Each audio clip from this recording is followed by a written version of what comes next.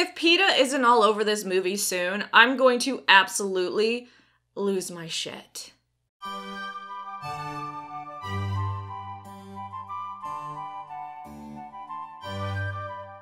I just watched Ant-Man and the Wasp, and I am so deeply disgusted. One, neither of them is an Ant-Man or a Wasp, yet they call themselves that and dress like those species. That's cultural appropriation.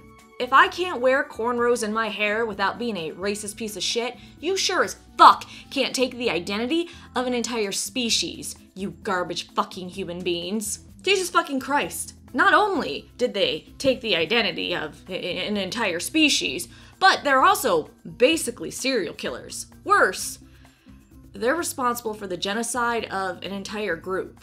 Remember when Scott was summoning those ants over and over again while he was trying to fly out to the boat to do his own little fun mission? A lot of ants died. And even if Scott wasn't summoning them on purpose so they die, which you absolutely cannot convince me that wasn't his true intent, what the fuck, Scott?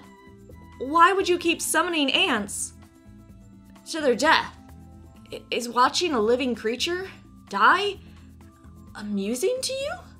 I can't imagine how many families we saw torn apart in that scene.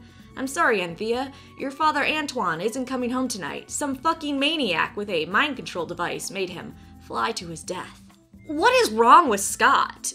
Better yet, what's wrong with us? When I was in the theater watching that scene, people were laughing like it was the most hilarious thing they'd ever seen. Living creatures summoned to their death. I'm actually convinced after this movie that human beings are the real monsters. We truly live in a society. But think about how horrifying it is from the ants' perspective. They're forced into doing something to go somewhere. They don't have control over their mind or body, and they're led to their death for someone that they don't even give a fuck about, probably don't even know. Imagine your free will being ripped from you so some madman can make you do something that 90+% of the time will result in your death. Think about that poor ant that was forced to wear Scott's tracking device and do everything Scott does during the day. That poor thing was mind controlled into doing whatever they programmed him to do. Over and over. I have to scream, but I have no mouth. And don't tell me you think the ants that Hank forces to work in his lab are getting paid. Benefits, maternity leave. That's slave labor, people. Do you think they have a choice? They're puppets made to dance, and as soon as he's done with them, they're out to the trash.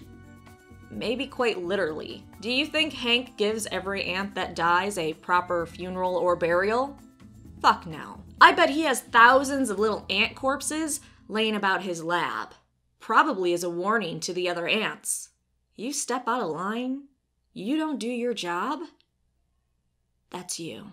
I give this movie 6.5 out of 10 T-Rexes. Hank, Hope, and Janet absolutely had everything coming to them in that end credit scene. In fact, their deaths were probably too good for them.